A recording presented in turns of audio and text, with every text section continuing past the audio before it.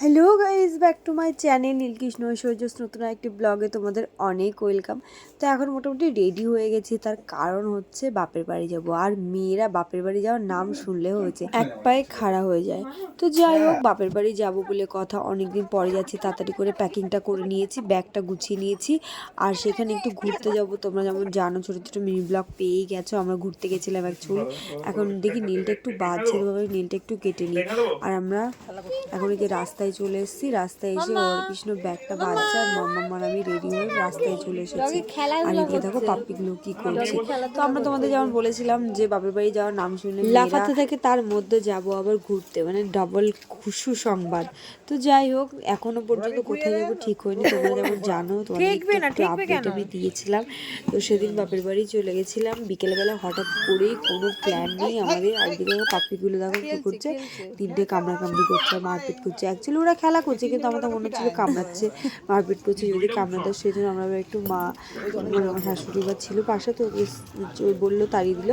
আর দেখা কুকুরগুলোকে এমনভাবে চেপে ধরে কাঁপছে। তো যাই হোক, আমি চলো বেরিয়ে পড়ি এবার। তো ফাইনালি বাড়ি চলে এসেছি। আর বাড়িতে এসে বাড়ির অবস্থা দেখে জাস্ট অবাক। আমি তো রান্নাঘরে পুরো কিছু জিনিসপত্র টিভি চলছে রান্নাঘরে। এদিকে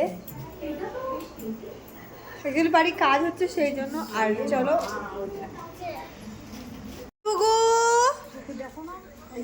দুষ্টু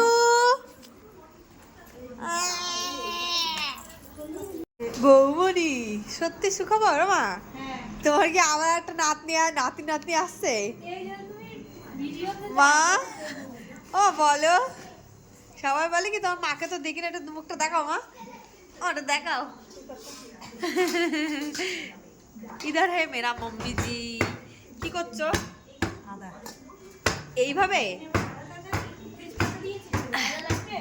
দাও, একটু ঠান্ডা দাও, এই আদাটাও দিয়ে দাও। কি জানি ঢেলে দিয়েছো মনে হয়। তুমি চা খাচ্ছ? কি বাজে মেয়ে, টয়লেট করেছিস? আর এখন মোটামুটি রাত থেকে সকাল হয়ে গেছে।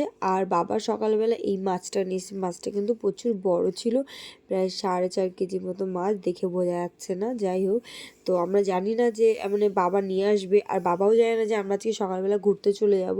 আর এই দিকে দেখো আমাদের বাড়ির অবস্থা, মানে আমাদের বাড়িতে কাজ হচ্ছে, ঘর প্লাস্টার হচ্ছে, সেই জন্য ঘরের অবস্থা এইরকম। তোমরা কিছু মনে করো না। এই ছিল বাপের বাড়ি আসা পর্যন্ত ব্লগ। আবার নেক্সট ব্লগ দেখাবো তোমাদের, দেবো, শেয়ার করব।